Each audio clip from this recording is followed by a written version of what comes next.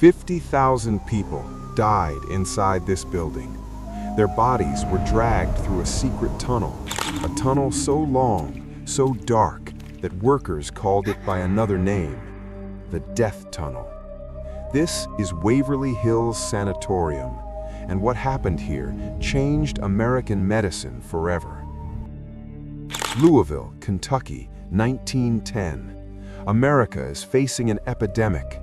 Tuberculosis, the White Plague, is killing 1 in 7 Americans. There's no cure, no treatment, no hope. The city builds Waverly Hills on a remote hilltop, a place to isolate the dying, to keep them away from the healthy. The original building holds just 40 patients, but the disease spreads faster than anyone predicted.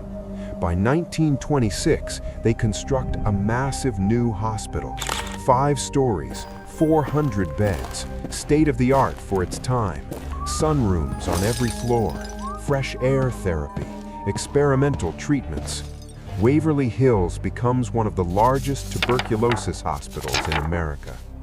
Patients arrive from across the country. Most never leave. Step inside the main entrance. The lobby stretches into darkness.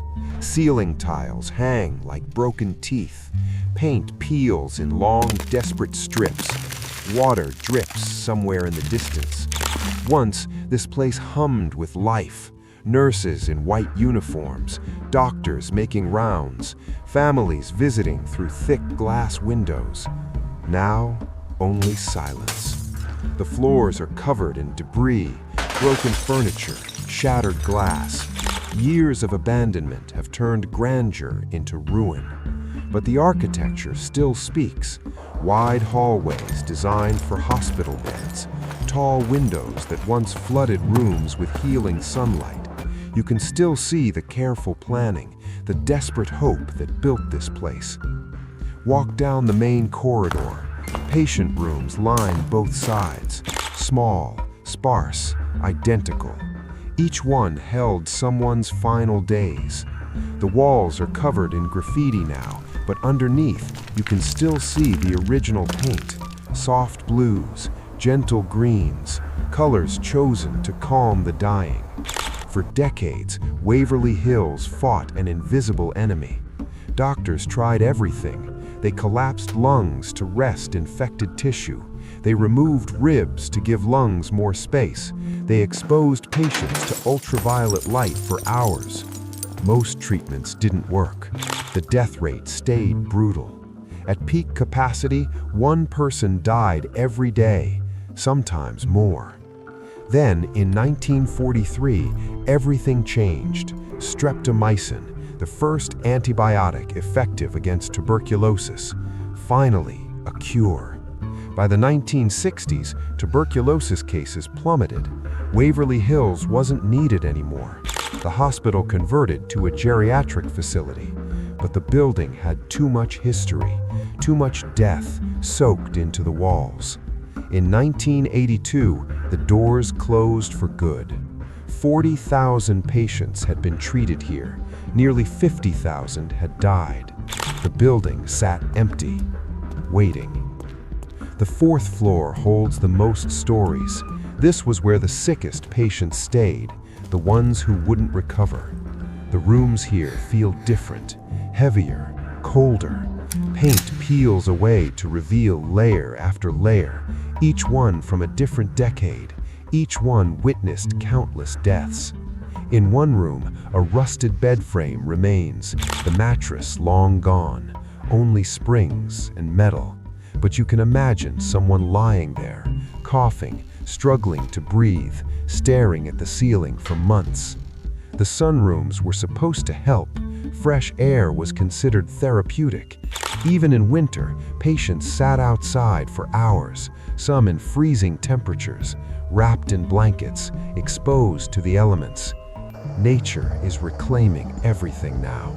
Trees grow through broken windows, vines crawl up interior walls, birds nest in the surgery rooms. The building is returning to the earth, slowly, inevitably. But the most disturbing part lies beneath. the Death Tunnel. 537 feet long, carved through the hillside. Originally built as a supply tunnel, but it served another purpose. When patients died, staff had a problem. Bodies needed to be removed, but seeing death demoralized the living patients. Families waiting in the lobby couldn't see corpses being carried out, so they used the tunnel. Bodies were placed on a motorized rail cart, then sent down into the darkness, down to the bottom of the hill, where hearses waited out of sight. Workers called it the body chute, the death tunnel.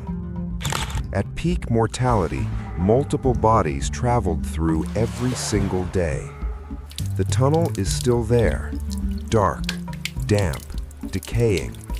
Water streams down the concrete walls. The rail system is long gone, but the path remains. Walk down into that darkness. Feel the temperature drop. Hear your footsteps echo. Imagine being the worker who made this journey, multiple times, every day, pushing death down into the earth. Today, Waverly Hills stands as a monument, a reminder of America's deadliest epidemic. The building is protected now. Historical tours run throughout the year. Paranormal investigators come from around the world. They report shadow figures in the hallways, disembodied voices calling for help, a nurse who appears on the 4th floor. Some say she jumped from the roof. Others say she hanged herself. The stories multiply in the darkness, but the real horror isn't supernatural, it's historical.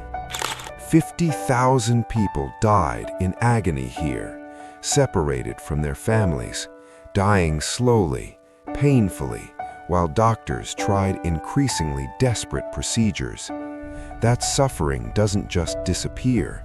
It soaks into the walls, the floors, the air itself.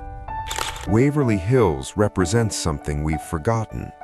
Before modern medicine, diseases like tuberculosis were death sentences. There was no hope, no cure, only isolation and suffering. This building was designed to hide the dying, to remove them from society, to let them fade away unseen. The death tunnel is the perfect metaphor. Push the dead down into darkness, keep them out of sight. We've come so far since then. Antibiotics, vaccines, advanced treatments. Tuberculosis is curable now, but Waverly Hills remains, a testament to the thousands who suffered here, to the nurses who cared for them, to the doctors who tried everything, to the families who watched through windows. The building is empty now, but it's not forgotten. Every crumbling wall tells a story. Every broken window frames a memory. Every silent room holds 1,000 final breaths. Waverly Hills isn't just an abandoned hospital. It's a grave marker for 50,000 souls, and it stands as a reminder of how fragile life can be and how far we've come. If this story moved you, subscribe for more forgotten places. Next time, we explore an abandoned Bannerman Castle. Drop a comment. Would you walk through the death tunnel? Until then, remember the forgotten.